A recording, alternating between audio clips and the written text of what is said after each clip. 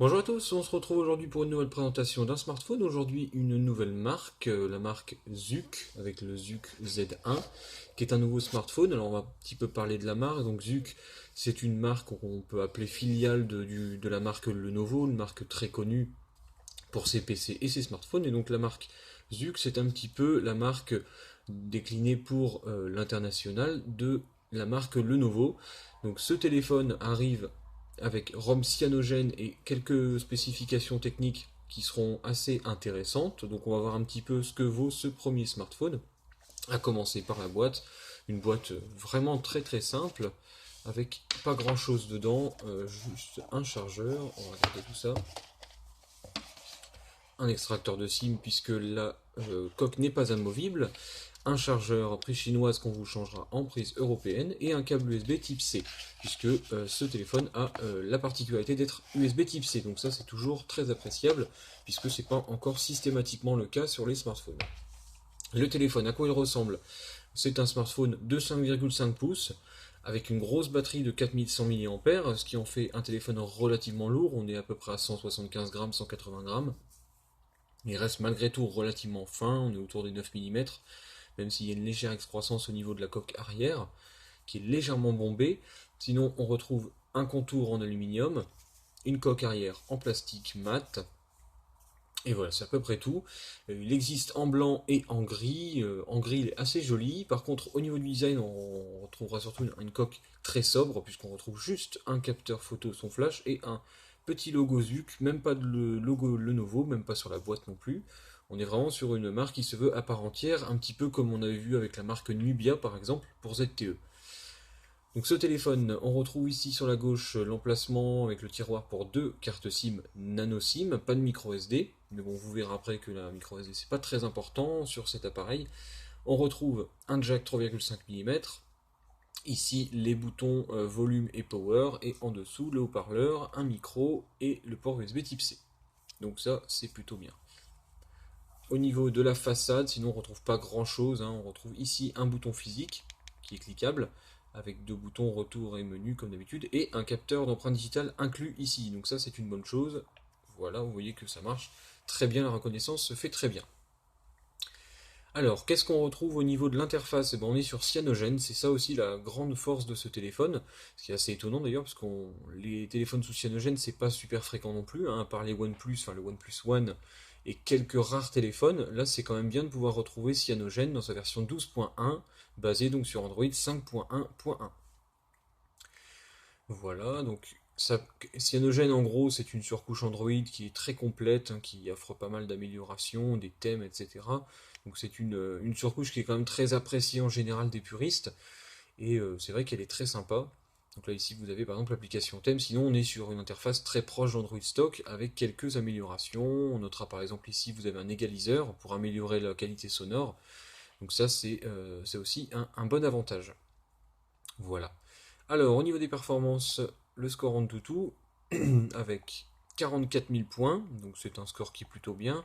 Le processeur qui est dedans, on le verra après, donc 44 000, c'est un petit peu en dessous du Galaxy Note 4. Qu'est-ce qu'on retrouve à l'intérieur donc de ce téléphone? On retrouve un Qualcomm Snapdragon 801, qui est un processeur très connu parce qu'il a équipé le OnePlus One, le Xiaomi Mi 4, et hier je vous ai présenté le OnePlus X qui était aussi sous ce processeur, donc un très bon CPU, très bien optimisé. C'est ce que Zuck avait annoncé avec son smartphone, c'est que le Snapdragon 801 a été choisi parce qu'il est très fiable et très stable, contrairement au 810 par exemple qui a beaucoup de problèmes de chauffe. L'écran fait 5,5 pouces, c'est un Full HD, on retrouve 13 millions de pixels à l'arrière, 3 Go de RAM et 64 Go de mémoire interne. Ça aussi, c'est une particularité très rare sur les smartphones. En général, on a 16 ou 32, et généralement, il faut même payer pour avoir les 32 ou même parfois les 64. Là, vous avez directement 64. Il n'existe pas de version 16 Go, vous avez directement autant de mémoire. C'est pour ça que je vous disais que la micro SD, c'est pas forcément très utile sur un appareil de ce type.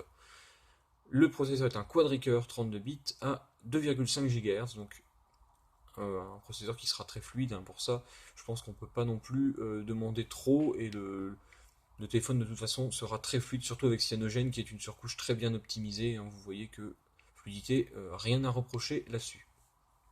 Voilà. Alors, on va regarder la galerie avec une photo. que là je filme de nuit, donc c'est vrai que pour les photos c'était un peu plus compliqué pour le téléphone. Voilà. Malgré tout, on a une qualité photo qui est tout à fait respectable et donc qui est vraiment tout à fait correcte. On est quand même sur un smartphone plutôt haut de gamme. La vidéo. Alors, je vais regarder par contre si la luminosité est bien à fond. Voilà, elle est bien à fond. Donc, galerie. Et voilà.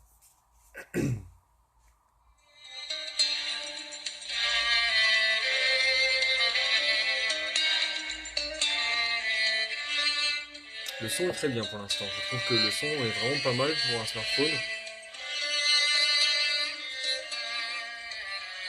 Et au niveau de l'écran, bah, c'est pareil. On est vraiment dans ce qui se fait habituellement sur les haut de gamme. Hein. L'écran n'a rien de spécial. Il est pas mal, il est assez lumineux, assez contrasté. Donc rien à reprocher là-dessus. Si ce n'est que bon, on aurait quand même pu apprécier un peu moins de bord ici. Bon, c'est vrai que peut-être que le capteur d'empreinte digitale qui est ici doit être un peu gênant au niveau de l'espace. Mais voilà, ici vous avez quand même des bords qui sont assez importants. Ici vous avez une ligne noire également qui fait un peu de bord et également sur le dessus. Donc là-dessus, je pense que Zuc aurait peut-être pu gratter un petit peu pour réduire un petit peu la taille de l'appareil parce que c'est vrai qu'il est un petit peu volumineux. Mais voilà, comme je disais, il fait quand même 4100 mAh. Donc on est sur quelque chose qui est beaucoup plus important que ce qu'on a l'habitude de voir. On est habituellement plutôt sur 3000. Donc là, vous avez plus de 4000, ça devrait vous offrir une autonomie tout à fait correcte. Voilà. Alors maintenant, le speed test. Alors là, donc c'était un test en 4G. Donc le téléphone est 4G 1800, 2100, 2600. Donc pas de 800 MHz, mais bon, vous voyez quand même que dans la petite ville où je suis, on a quand même 22 mégas en réception et presque 3 mégas en émission. Donc ça reste plutôt pas mal. Hop, résultat, et le Wi-Fi avec 11 mégas 20, donc pareil, une bonne réception, puisqu'on a 15 mégas ici, donc une très bonne réception Wi-Fi. Donc niveau connectique, le téléphone est plutôt complet, il est double SIM, il est 4G. Donc je pense que voilà, le Zug Z1 c'est un téléphone qui peut être très intéressant grâce à sa grosse batterie et grâce à Cyanogen surtout, et aussi pour cette très importante mémoire. Si vous avez un budget d'autour des 300 €, je pense que cet appareil est vraiment à considérer parce qu'il a quand même des avantages euh, que d'autres n'ont pas. La mémoire et cyanogène par exemple, ça peut être un gros plus. Voilà, c'est un téléphone qui en tout cas euh, fait penser que Zug pourra faire vraiment de très bons appareils dans le futur, puisque pour un premier téléphone, on est quand même sur quelque chose qui marche très bien. Et voilà, c'est un téléphone que je vous recommanderais sans hésitation.